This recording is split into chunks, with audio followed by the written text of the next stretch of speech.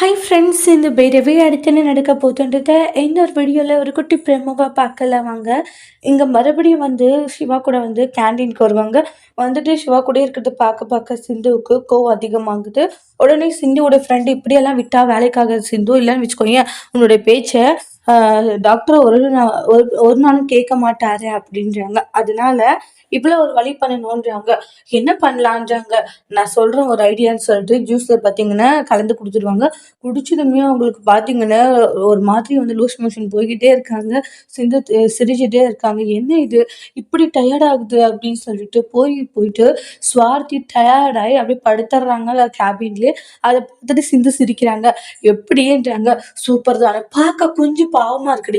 பாவம் புண்ணியம் இறக்கம் இதெல்லாம் பார்க்காத சரியா அப்படின்றாங்க. ஏன்னா அப்படி பார்த்தேன்னு வச்சுக்கோங்க உன் புருஷன் உனக்கு இல்லாத போயிடுவாரு, அவர் தட்டி தூக்கிட்டு போயிடுவா. அப்ப என்ன பண்ணுவேன்றாங்க. இல்லை இல்லை, எனக்கு அவர் வேணும்ன்றாங்க. அப்பன்னா சொல்றத மட்டும் சரியான்றாங்க. என்னைக்குமே அவங்களுக்கு பாவம் புண்ணியம் எல்லாம் பார்க்காத, பார்த்தோம் அவ்வளவுதான், நம்ம கதை கந்தல்ன்றாங்க. இனி டாக்டர் பக்கமே அவன் வரமாட்டான், நீ வேணா பாருன்றாங்க. சூப்பர் உன் பிளான் அப்படின்றாங்க. அதுக்கப்புறமா ஸ்வாதி டயர்ட் ஆயிடுவாங்க. சிந்து அவங்க வேலையை பார்க்கவும் உடனே சிவா வருவாங்க. சிந்துன்னு சிவா கேட்டும் கேட்காத மாதிரி இருப்பாங்க. உன்னதானே கூப்பிடுறேன் அப்படின்றாங்க. நீதான் இப்ப புதுசா ஸ்வாதி கூட நல்லா பேச ஆரம்பிச்சுட்டல, அவ கூட சாப்பிடவும் ஆரம்பிச்சுட்டல டாக்டர், அப்படியே கண்டினியூ பண்ணன்றாங்க. என்ன சிந்து கோவமா? இல்ல டாக்டர், கோவம்லாம் ஒண்ணும் இல்லையன்றாங்க. நல்லா உன்னுடைய முகத்துல தெரியுது கோவம் வருதுன்ட்டு. இங்க பாரு, நான் என்ன பண்ணிட்டேன், என்னோட சூழ்நிலை அப்படி.